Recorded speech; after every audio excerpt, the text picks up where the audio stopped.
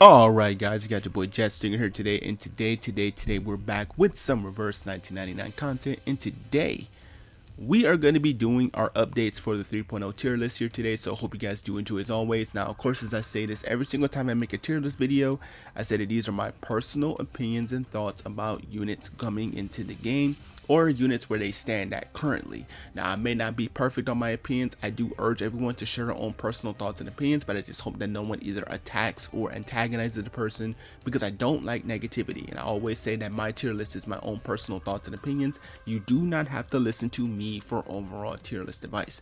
Now let's get right into it. So for this one, I'm going to do it a little bit different. I'm just going to jump straight into the upgrades and downgrades. I'm not going to recap every unit. You see the units here, so I'm not going to do that. That's just a waste of like 2 minutes.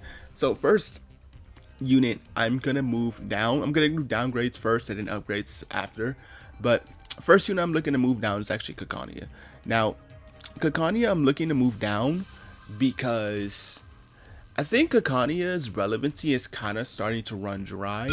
And I think one of the biggest issues that I have with Kakania now is that, comparably to the other sustains that we have in game, for example, I think they're just so much more, there's so much more of a relevancy to run them as opposed to other sustains in the game. Like, the one thing that Kakania had was the whole empathy thing, right?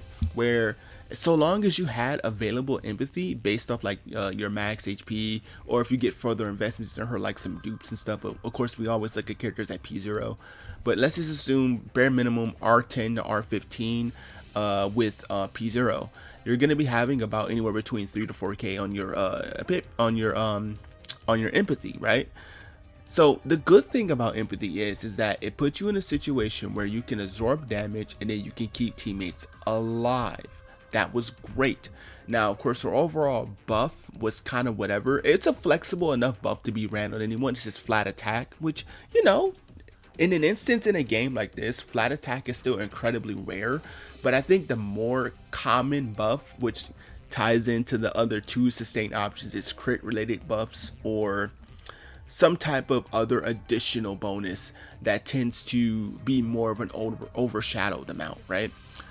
But the thing about Kakania that stops her from really maintaining the broken to unreplaceable remark is that empathy and the demand that you need to keep up Moxie with Kakania, comparably to the other two sustains in the game that are considerably in the S plus tier 2, comparably to the others, they're foolproof comparably to Kakania. Now, it isn't like Kakania is a difficult or a pain to play, because she's really not. I mean, just spend some turns. But the thing that makes that a little bit annoying is that that's essentially a situation where you could have spent that doing damage, setting up more buffs, or healing the entire team with your healer, or of course even herself. Well, I mean, of course herself, that means it's you're using a Moxie for her, but or setting up something else, right? So that means you might have to maybe wait a couple turns because, oh no, my team took a big hit, and you know, Kakania didn't heal them high enough to where I feel safe. So that's a thing that tends to be a bit of an issue. Of course, she needs to have Moxie. The thing about empathy is it's a stacked amount that she can only do once that empathy happens. There have been far too many examples, especially in stages like Reveries, where you think you're good, but then you take a massive turn, like you're like 2k out of 4k, oh, I'm only halfway, I'm good. But then you end up taking so much more damage that you thought that empathy cuts off midway through the attack, and then boom, that's a unit dead. Like, that's something that tends to happen in some runs depending on the type of stage that you fight. There has been instances where I've done that, where I'm like, okay, I'm at half empathy, I don't think I need to pop ultimate just yet, or I don't think I need to rush to get Moxie just yet. So that's a thing too. And I know I've been harping on the whole Moxie, but I think that's just one of the things she struggles with. There are instances where it can work out for her, like in ultimate teams, because ultimate teams, they have you ways where you can get extra Moxie, like running passion drain debuffers like Ricoletta, Malalia, and Modir. So that's a valid reason to run Kakani if you wanted her to be the sustain there. but other teams don't really need it. You know what I mean? Like, they don't really need it because they want to focus on what they're wanting to do anyway. And the other two sustains that we have to talk about that's in the same realm as Kakania is Kibarina and Fatutu. Both of them take basically 0 to no like AP to functionalize themselves, right? Fatutu, while you would sometimes occasionally need to set up Spirit Show debuffs for the extra damage for your team and of course to get the better healing, that's, you know, not necessarily the only way she can get Spirit Shows. Remember, she has a 20% chance to follow up, and that means she's going to be able to inflict more Spirit Shows. If she hits her ultimate on a specific enemy, guess what?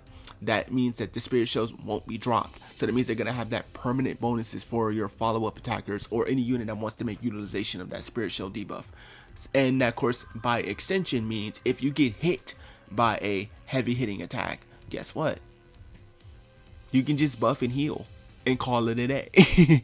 You can just set up the buff that makes you split damage amongst your team. You basically then heal everything, and that's fine. Also, when you attack into a target that has a Spirit Show debuff, you heal for a small bit. So that means while you're not necessarily in a situation where you may not need to pop the big buff heal, you might be like, oh, okay, we took some damage, but I can just attack into the enemy that has 3 stacks of Spirit Shows and I can heal myself. Boom, you're back fine. You know what I mean? So in terms of being a sustain, Fatutu is pretty much foolproof. And even just bringing up the ultimate thing that I mentioned earlier, Fatutu is definitely a much better option there, because remember the whole thing that I just said about Moxie being a big thing of that team?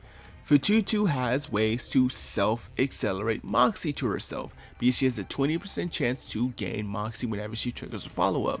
Guess what? She can also attack into a passion drain target as a follow-up, which effectively means you can get a +2 Moxie out of nowhere, assuming you hit the conditional follow-up bonus and then you hit the attacking passion drain target, which makes it even easier to get her ultimate. So Kakania could be ran there, but if you had Fatutu, just why not Fatutu instead? Why not? You know what I mean? Like, I think the only maybe instancing value would be if Fatutu was disadvantaged, but then at that point, why are you using that team then? You know what I mean? Like, unless you're running Hizbeth as the main DPS, then maybe that would be different. But in terms of like Ricoletta comps, and it's, you know, more or less running majority mineral units, because it's Ricoletta, you have Manalia, technically Modir now, because before it used to be Pickles, but I think Pickles kind of gets replaced by Modir.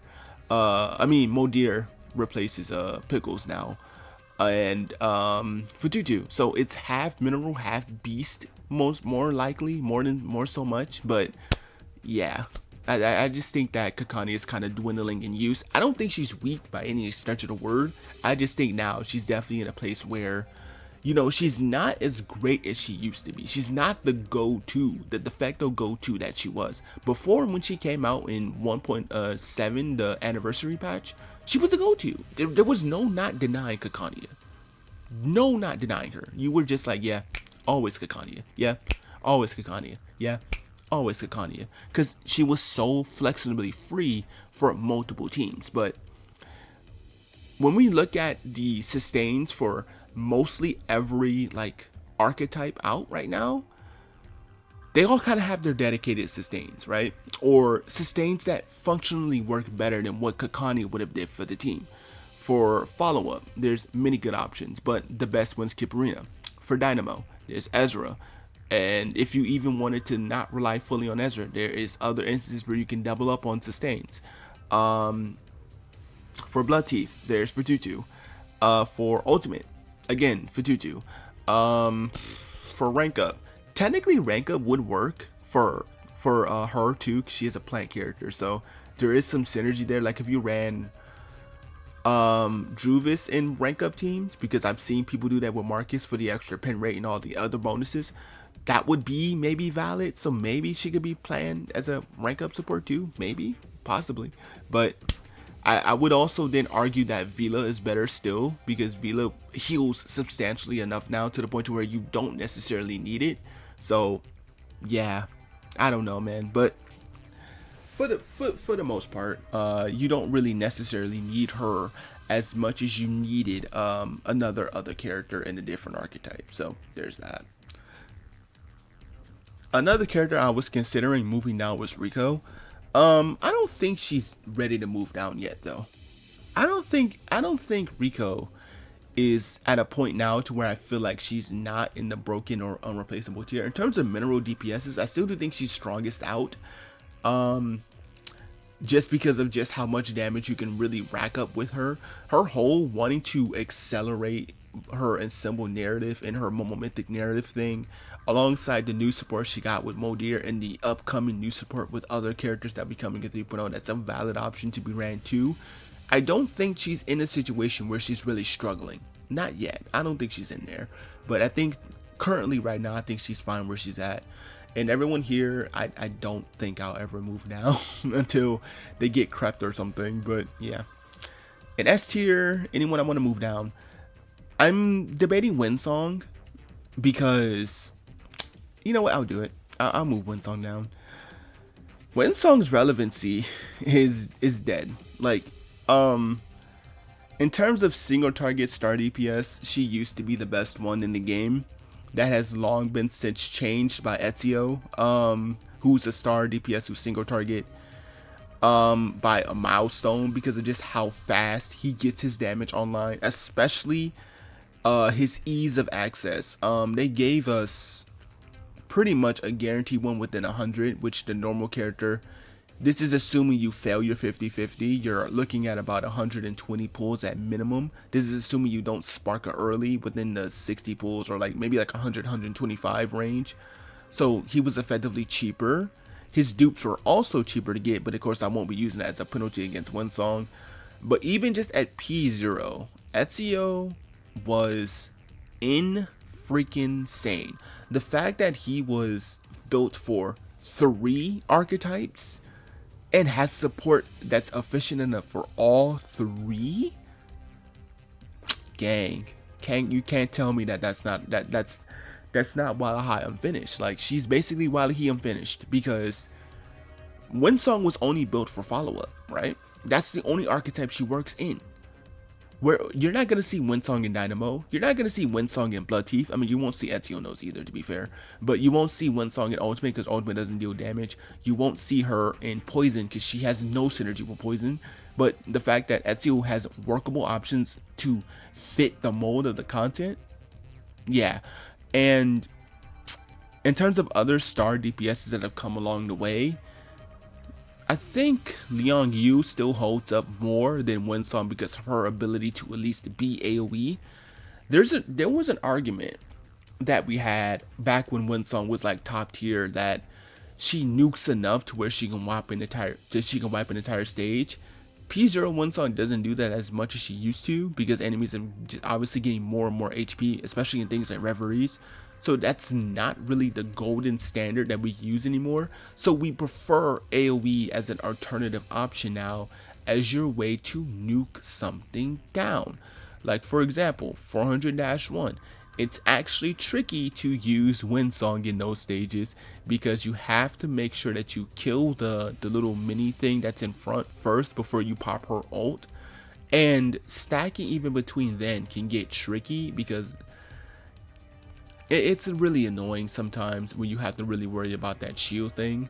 So it can get a little annoying, but having more consistent attackers that can attack immediately, like Liang Yu, like Ezio. Well, Ezio can definitely break through, especially with a proper setup. In other follow-up instances too. In other DPSs that can also work too. It was a little bit annoying, but for what it's worth, I think she's just kind of dwindling and not really that relevant anymore. So unfortunate. I still do think she is still an incredible star DPS. She's just kind of good now. She's not like the broken unit she was. So there's that. Anyone else I'm gonna move down from S tier? Honestly, no, not really. I think actually Sotheby. I think I'll move Sotheby down too. The thing with Sotheby now is The fact that she's not as valid as a healer as she used to be. Now, it's not to say that she's a weak healer, because she's definitely not. She's still really good. But the thing that I see now with Sotheby, outside of poison comps, is that she's been largely outclassed by other healers. I mean, just again, Fatutu being number one. Vila now coming back into relevancy as a plant healer also did it. But I think the only instance where you still could run her and get away with it is in poison. But even in poison, depending on who you use, may necessarily not yield you the best result. So you may not necessarily, like Ezio poison, you can get away with running Vila, because remember, he still likes 1.5 crit rate crit damage. So necessarily you could get away with running Vila, but Sotheby is a better option overall because she helps you stack poison. But that's really just it though. Like, it's it. The fact that she was still a good glue to a lot of teams that didn't really have a healer was good. And there are still instances where you can get away with her, like Dynamo. You can run her in Dynamo as a healer, because as Ezra running as your sustain, sometimes his shields break and sometimes you will take damage. So that would be an instance where you could then rely on her to then do what you have to do. Now, is it better than running like Monalia for extra damage support? Debatable. But if you want to survive, then by all means, survivable over damage is always the key to winning, right? Even if it takes you a few extra turns, so long as you can get the content clear, what are we complaining for?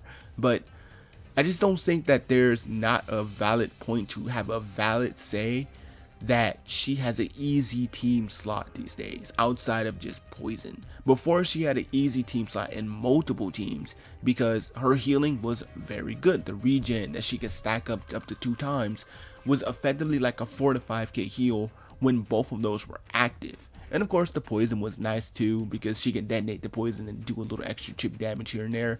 But yeah, I think that's it. Anyone from A I want to move down? Not really, honestly. Not really. Not no one in the 6-star category for sure. No. None of these characters I really think I want to move down, honestly. And anyone to move up here? No, not really. No. Alright, so anyone I want to move up. So upgrades. We did do upgrades, we did do downgrades, so I think we're good now to start talking about the new characters. So let's talk about the Euphorias first. The first one's gonna be Jutien. Jutien, we're putting him in S tier. Jutien becomes a really good ult support for the ult team. Technically, if you run Ricoletta, Modir, Monalia, and sustain, that's still the best because you need a sustain for the team. But I would argue that Jutien has an amazing setup for both Cassandra and Ezio, who can't really use Modir. Here's the problem with running Modir in those teams. While there is synergy and there's things you can do for them, like she can still give them ceremonious crit damage and all that stuff, they're not necessarily locked out of receiving the buffs from Modir, while also being a +1 AP for the team, right? They're not necessarily locked out. The one thing that Modir struggles with is the fact that she needs to get readiness stacks to 30. Now, if readiness was in a point where all you needed to do to get it to stack 30 and then you win, then I would say maybe Jutien will only just be like in the good tier. But the thing with readiness is that it's always a stacking resource that's timed based, it's turn based. So you have to kind of make sure you're consistently always dumping ultimates or using instances that will use up your Moxie to give her more stacks. Now, what's the one problem that Ezio and Cassandra has that interferes with this strategy overall? They don't use Moxie. Ezio uses synchronization, Cassandra uses adrenaline. Two different types of Moxie types, right? They're not effectively Moxie, they're just special forms of Moxie for them to generate their ultimates, right? So while they can still receive the bonuses from running other teammates like Monalia herself, and other potential units who can ult fast, like Fatutu for example, that's still a way for you to battery up the readiness. It's just them not being able to contribute to makes it even slower. So that's a little bit of an issue there. But Jutien ends up being a perfect synergy for them because, well, he doesn't care about that. He's just gonna straight up give you ultimate might bonus. This is also a really nice thing too because Jutien ends up becoming a bit of a sub DPS too because his Abnegation follow up ends up hitting for an incredible 700% modifier, which is strong. But the one thing that you want to know about him is he just becomes a good support for ultimate. I mean, his array field, what it does now is instead of it being just a straight up damage bonus for reality units, which of course Ezio and Cassandra are both reality, so is Ricoletta for that matter. He also then provides you a 13.5% ultimate bonus per turn that the array is up. So every single turn that you go, you get ultimate might of 13%. And if you have him at P1, I believe you essentially get a +1 when casting the ult. So that means I believe you get 26% on that turn, or 27 I believe, that you would end up getting from the attack, because you end up considering, because remember GTS P1 gives you an extended duration, but the array now is infinite turns. So I think they worked it in such a way where you get yourself effectively a second cast of ult, which basically means you double up on the effect, which is kind of insane. But of course, P0 is where we're looking at here. I just kind of like throw out extra bonuses for the sake of synergy. But for what it's worth, I think it's good. I think he has a good synergy. He has a good support for ultimates. So there it is. Next up is Centurion. I'm gonna put Centurion in A. Centurion ends up becoming a decent DPS with Moxie support and ultimate support. So she becomes like kind of focused on ultimate and Moxie. She can hit some really high numbers from what I've seen, but it's more of a consistency thing with Centurion that I'm beginning to notice. I think there's a bit of a lack of consistency with how much damage you can do with her, because she has to require certain marks of Moxie to do the big damage. You know what I mean? Like, I don't think this is a big issue in ultimates, because again, literally 99% of your partners can help you get Moxie, you know, because they have Passion Drain, Ricoletta, Modir, Monalia. You know what I mean? Like, really, in this case, since Centurion will be the main DPS, it's just Modir and Monalia really. But yeah, I don't think that necessarily needs to change anything. But for what it's worth, it is what it is. But yeah,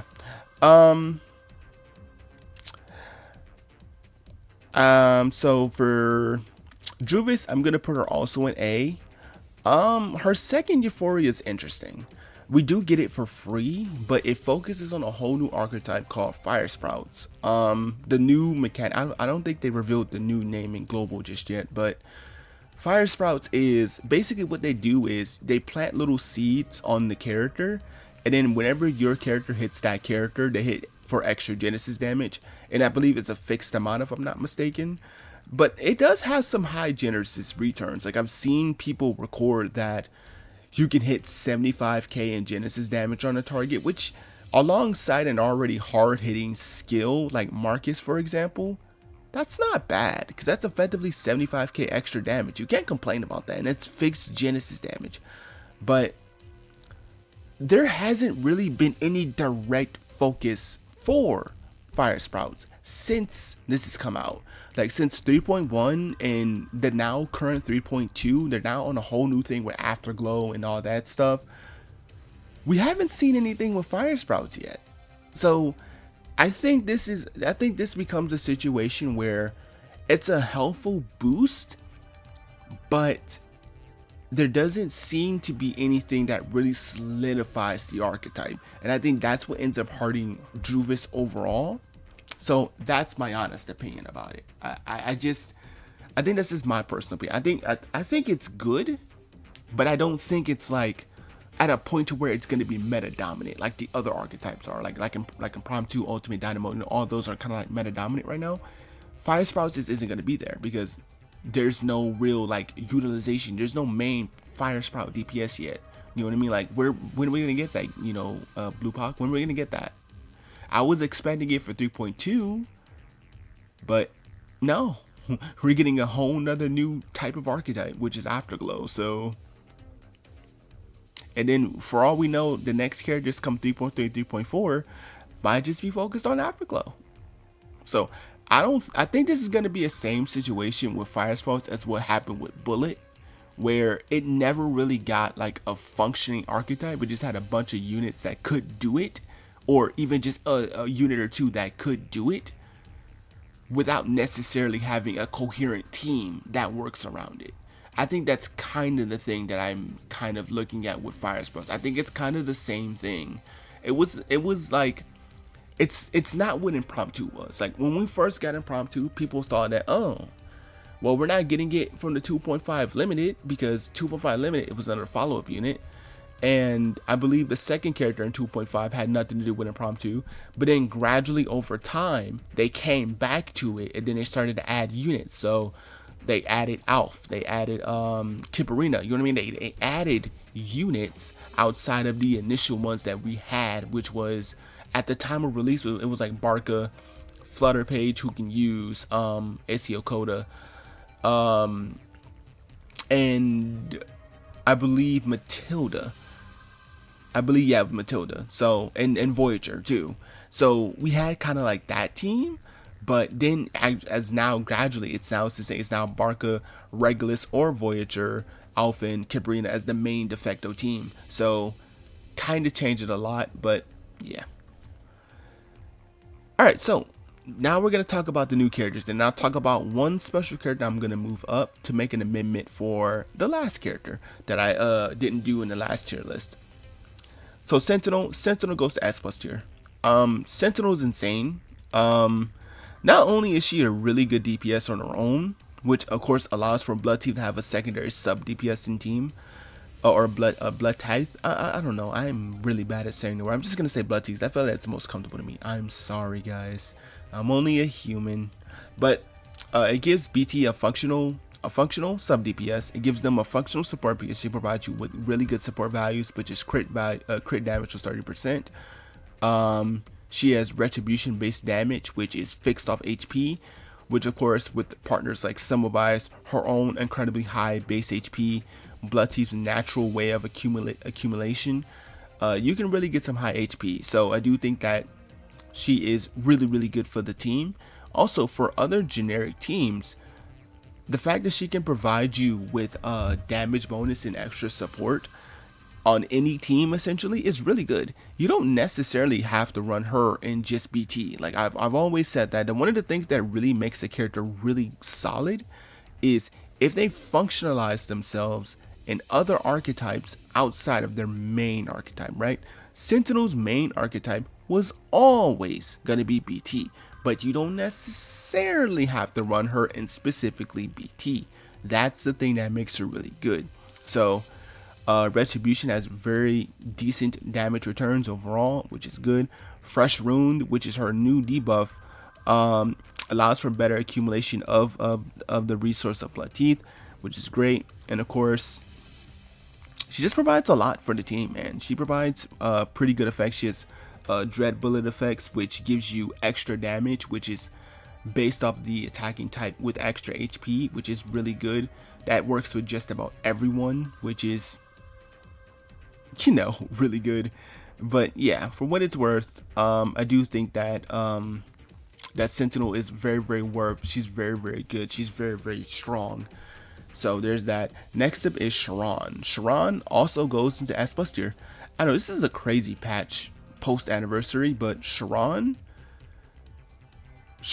is such a big boost for Dynamo that it's probably the highest recording in the entire game's history in terms of like power spike, right? For Dynamo right now, right? Your main Dynamo team is Lucy, Ulrich, Ezra, and support, right? Most cases you could get away with running like Monalia, Flutter Page, maybe even like if you want to run a secondary support like Kibarina, just in case if you run issues of having Ezra shields up, then there's other options.